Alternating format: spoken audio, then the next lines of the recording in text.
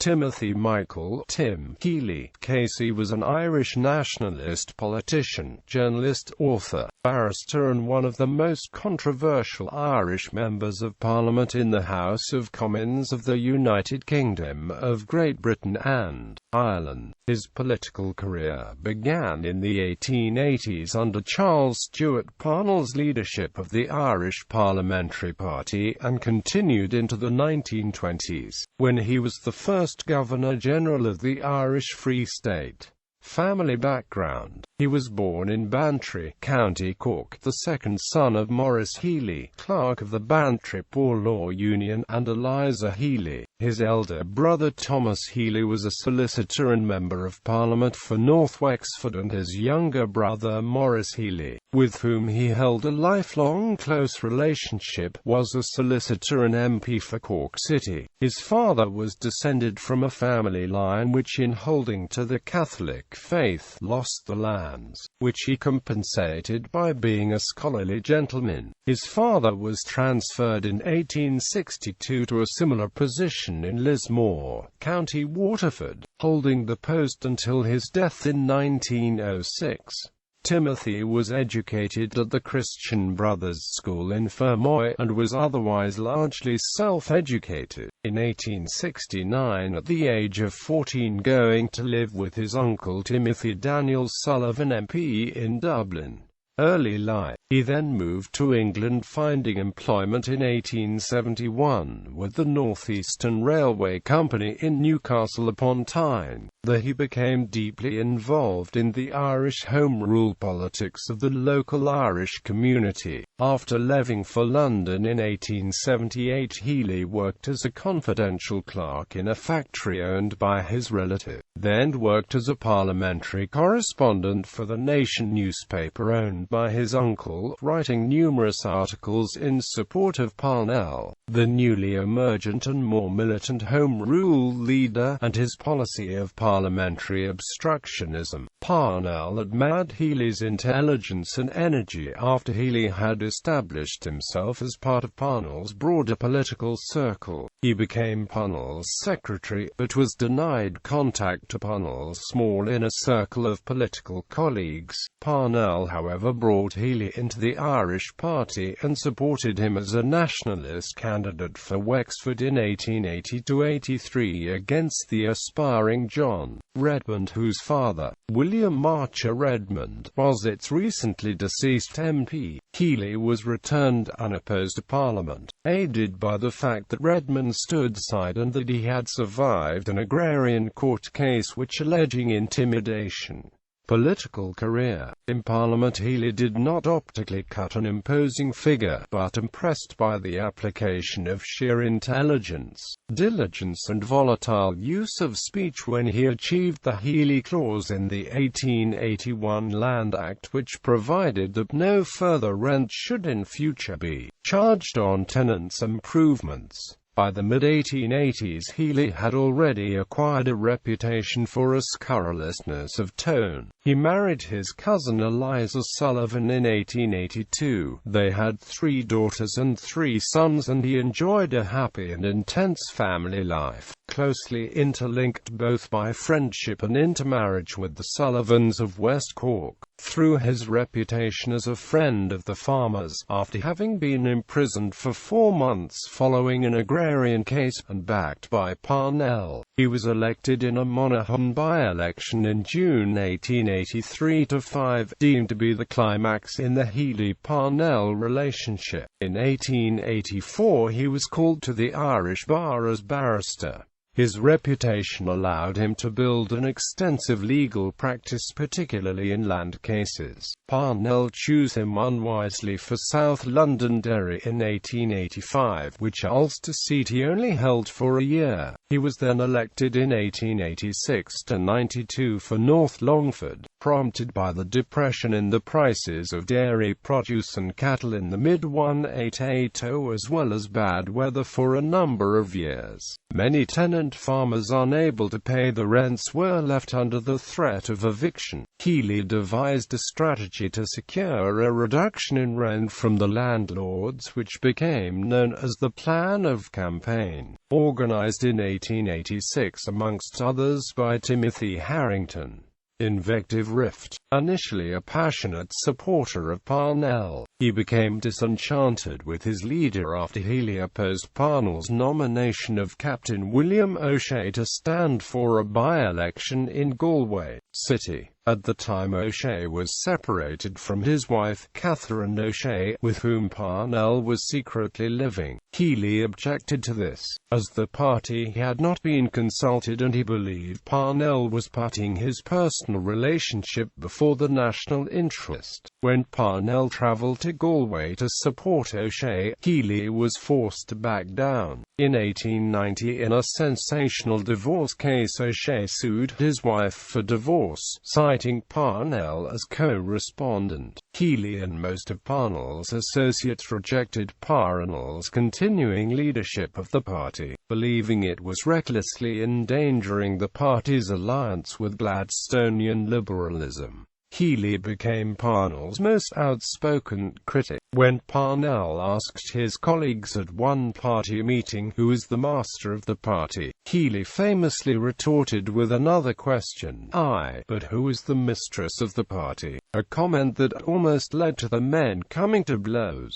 His savage onslaught in public reflected his conservative Catholic origin. A substantial minority of the Irish people never forgave him for his role during the divorce crisis, permanently damaging his own standing in public life. The rift prompted 9-year-old Dublin schoolboy James Joyce to write a poem called A to Healy, which Joyce's father had printed and circulated. Only 3 lines remain. Estrangement. Following Parnell's death in 1891, the IPP's anti-Parnellite majority group broke away, forming the Irish National Federation under John Dillon. Healy was at first its most outspoken member, when in 1892 he captured North Louth for the anti-Parnellites, who in all won 71 seats, but finding it impossible to work with or under any post-Parnell leadership, especially Dillon's, he was expelled in 1895 from the INF Executive Committee, having previously been expelled from the Irish Party's minor 9-member pro-Parnellite Irish National League under John Redmond. In the following decades, largely due to his expanding legal practice, he became a part-time politician and estranged from the national movement, setting up his own personal Healyite organization called the People's Rights Association, based on his position as MP for North Louth. He waged war during the 1890s with Dillon and his National Federation, and then intrigued with Redmond's smaller Parnellite group to play a substantial role behind the scenes in helping the rival party factions to reunite under Redmond in 1900. Healy was extremely embittered by the fact that both his brothers and his followers were purged from the IPP list in the 1900 general election, and that his support for Redmond in the reunited party went unrewarded. On the contrary, Redmond soon found it wiser to conciliate Dillon, but Healy's talent for disruption was soon recognized when 2 years later he was again expelled. He remained the enemy within, recruiting malcontent MPs to harass the party, and survived politically by dint of his assiduous constituency work, as well as through the influence of his clerical ally Dr. Michael Cardinal Logue, Primate of All Ireland and Archbishop of Armagh. Healy remained rooted in the extended Bantry Gang, a highly influential political and commercial nexus based originally in West Cork, which included his key patron, the Catholic business magnate and owner of the Irish Independent, William Martin Murphy, who provided a platform for Healy and other critics of the IPP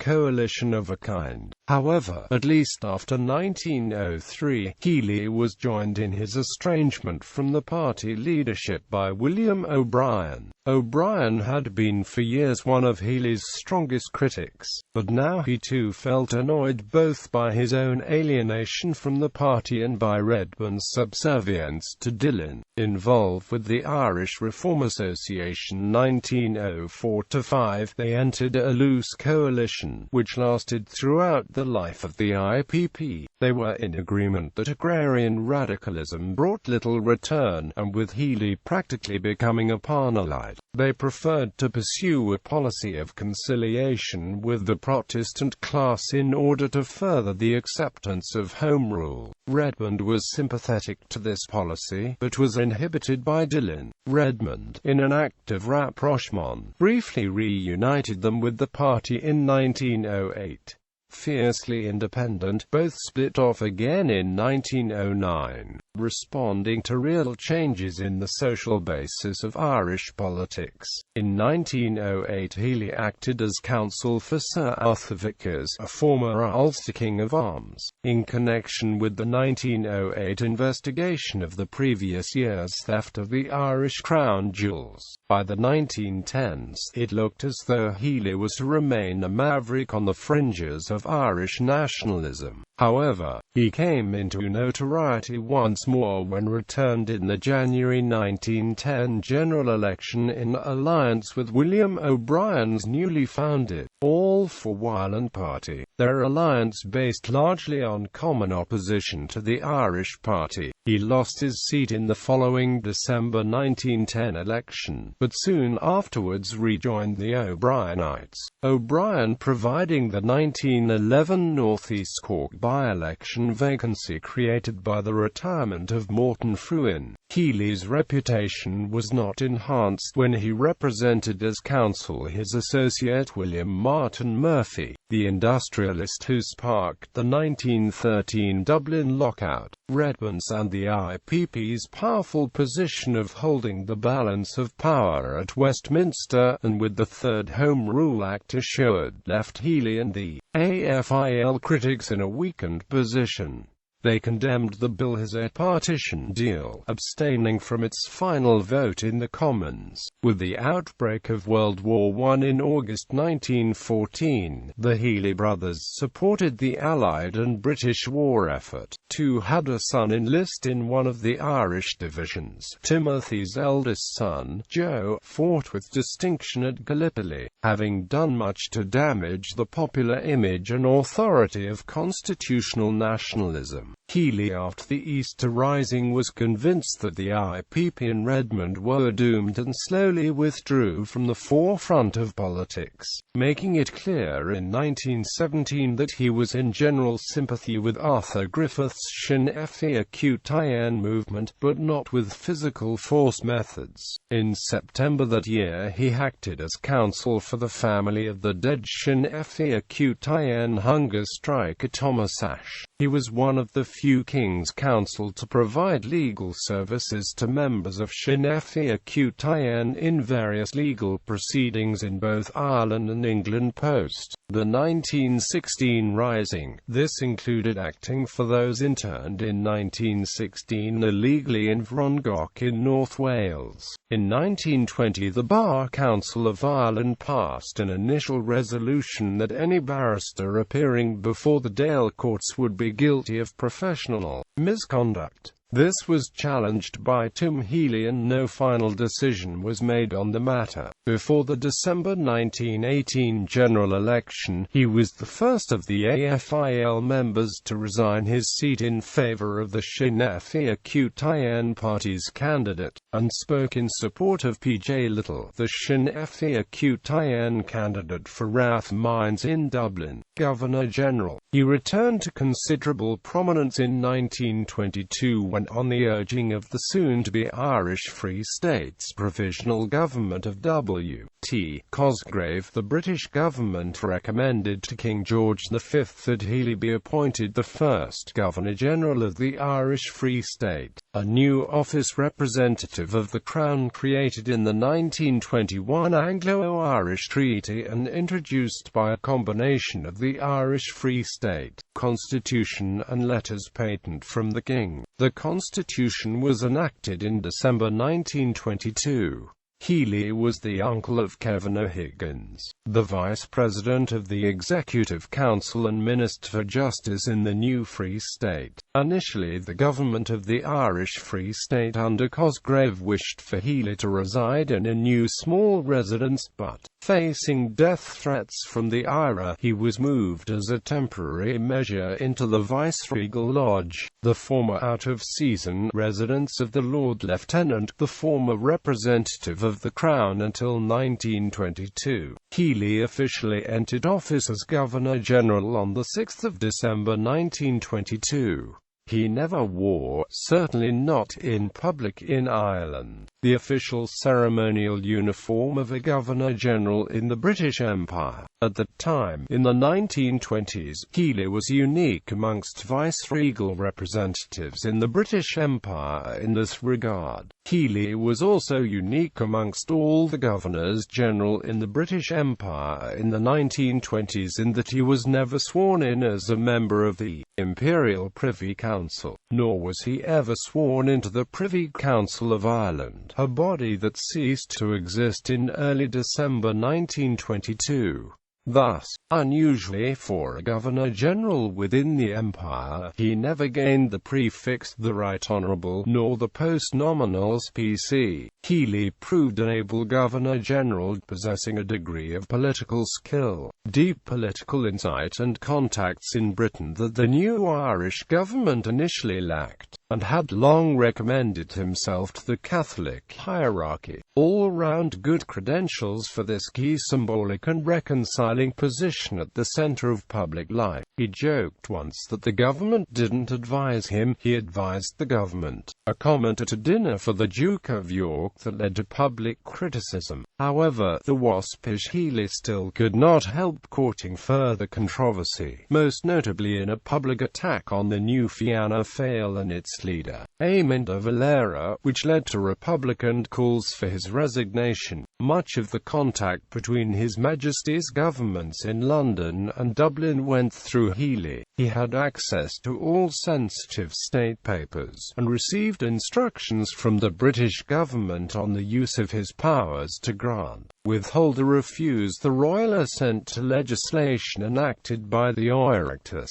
However, no bills that he would have been required by these secret instructions to block were introduced during his time as Governor-General. The role of being the United Kingdom of Great Britain and Ireland's government's representative, and acting on its advice, was abandoned throughout the British Commonwealth in the mid-1920s as a result of an Imperial Conference decision, leaving him and his successors exclusively as the King's representative and nominal head of the Irish executive. Healy seemed to believe that he had been awarded the Governor-Generalship for life. However, the Executive Council of the Irish Free State decided in 1927 that the term of office of Governors-General would be 5 years. As a result, he retired from the office and public life in January 1928.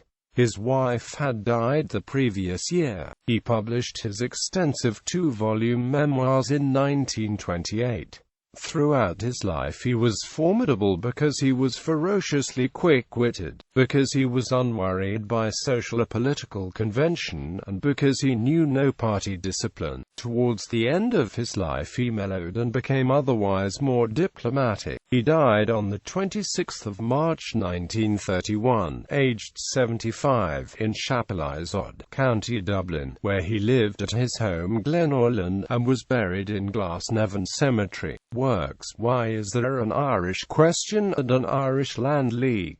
Why Ireland is not free, a study of 20 years in politics. The Great Fraud of Ulster. Stolen Waters.